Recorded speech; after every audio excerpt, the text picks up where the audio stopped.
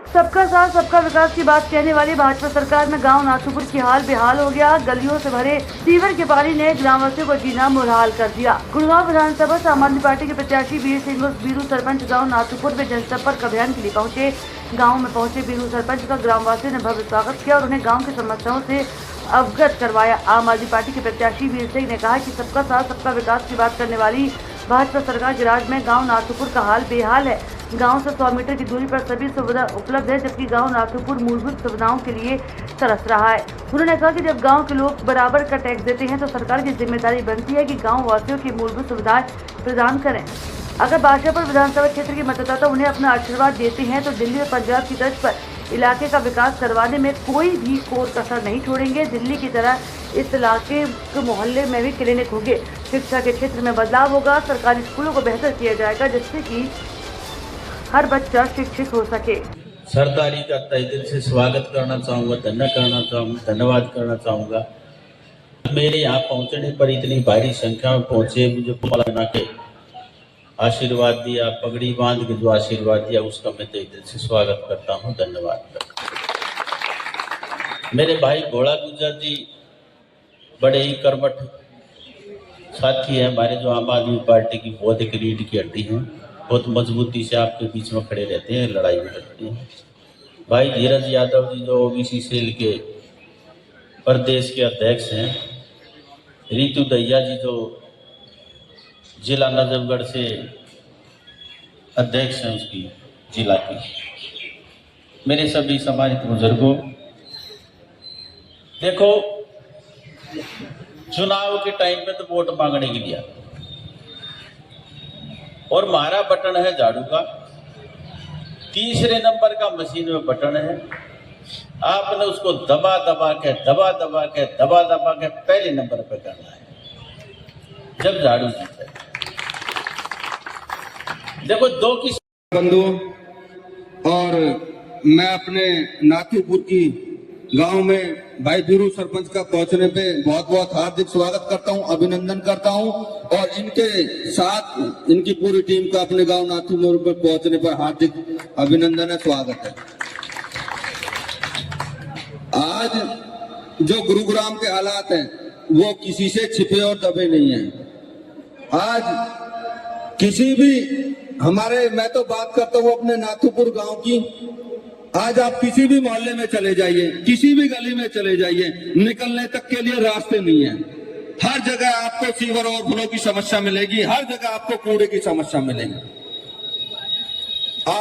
आज सर्व समाज ने भाई साहब को आशीर्वाद दिया है और नाथूपुर गांव से भाई साहब को जिता के भेजेंगे और वोट की चोट से अब की बार जनता इन बड़े बड़े जो दिग्गज हैं इनको नकारेगी। आम आदमी पार्टी की सरकार बनेगी, बीरू भाई सरपंच एमएलए बनेंगे और चंडीगढ़ में हम भेजने का भाई साहब को काम करेंगे। जिस तरह से नाथूपुर के हालात हैं उसको क्या कहेंगे? देखिए नाथूपुर के हालात के लिए तो मैं ही बैठा हूँ, बीरू भाई को तो बाद में बुलाएंगे, जो हम मुझसे नहीं होगा। आज आप देख रहे होंगे मीडिया के माध्यम से भी और सोशल मीडिया के माध्यम से भी कि आज कोई गली या कोई मोहल्ला ऐसा नहीं है जहाँ गंदगी ना फैली हो, सीवर ओवरफ्लो की समस्या ना हो। निरंतर रूप से हमारी टीम काम कर रही है। जहां एक तरफ जेटिंग का काम चल रहा है, दूसरी तरफ बॉकेट मशीन का काम चल रहा है। आपने देखा होगा पिछली बार जब हमने उद्घाटन किया था बॉकेट मशीन का, तो उस टाइम पे सर्व समाज ने उसका उद्घाटन किया था, क्योंकि वो सर्व समाज के लिए, सेवा के लिए चल रही थी। तो निरंतर रूप से हमारा काम चल रहा है और यहाँ गाँव नाथूपुर से मैं भाई साहब को आश्वासन दिलाता हूँ कि ज़्यादा से ज़्यादा मतों से भाई साहब को यहाँ से जिता के भेजेंगे। देखो बद से बदतर तो इन सरकारों ने बनाया है। जितने भी आज तक हमने जो अपने यहाँ के जो विधायक जो विधानसभा के अंदर जो चुन के भेजे, उनके लिए जनता के लिए कोई दर्द नहीं था। वो अपने लिए विधानसभा गए थे, जनता के लिए विधानसभा नहीं गए, इसलिए बद से बद हाथ रहे। आप देखोगे जितना जो गुड़गांव का जो टैक्स का पैसा है, रेवेन्यू का पैसा है, पूरे हरियाणा पे खर्च हो रहा है, लेकिन गुड़गांव फिर भी बर्बाद होने लग रहा है। और दूसरा इसमें भ्रष्टाचार बहुत भारी है, भ्रष्टाचार की भेंट चढ़ा हुआ है, इस वजह से ये बद से बदतर हालत है। तो किस तरह से क्या रणनीति लेकर के आप चलेंगे जिससे कि ये सारी सुविधाएं ठीक हो सके? देखो हमारी ईमानदार पार्टी, ईमानदार सरकार, जनता के जो टैक्स के पैसे हैं जनता के ऊपर खर्च कराएंगे, जो इसके विकास के काम है उसको कराएंगे। क्योंकि ईमानदारी से तो काम हो सकते हैं। अगर बेईमानी करनी है, हम ये सोचेंगे ये पैसे हम अपने ऊपर खर्च कर ले, उससे तो बात बनेगी नहीं। तो जनता के पैसे जनता पे खर्च होंगे, उसी से सारा विकास होगा। देखो भाई साहब, जो अब से पहले सरकार थी बीजेपी के साथ में, सबका वोट बैंक जितना था अभी दक्षिण हरियाणा का खासकर बीजेपी के साथ था, बीजेपी ने जो विकास कार्य होने चाहिए थे दक्षिण हरियाणा में वो पूरे नहीं हो पाए। ना ही यहाँ पे पानी की निकासी है, सीवर सफाई है, रास्ते की सफाई है। और बोलते हैं कि 270 करोड़ का टेंडर इको ग्रीन कंपनी कोई थी उसको टेंडर दिया, वो 270 करोड़ का भुगतान भी कर दिया कि ये सुनने में आ रहा है। लेकिन गांव के अंदर, गांव के आसपास पूरा गंदगी के ढेर है और कूड़े से लबालब रास्ते हैं, ना झाड़ू लगता है ना सीवर साफ होते हैं। ठीक है, अब गाँव वोटरों को चाहिए क्या? पानी है, बिजली है, रास्ते हैं, और क्या चाहिए? क्या ये नाथुपुर जो मिलेनियम सिटी के बीच में क्या ये अवैध बसा हुआ है या वैध टैक्स भरते हैं आप? अरे भाई साहब, सब चीज़ भरते हैं। लाल डोरे का गांव है, सबला ग्राम सामलात की ज़मीन है। अंग्रेज तो बहुत बाद में आया, उससे पहले का गांव बसा हुआ है।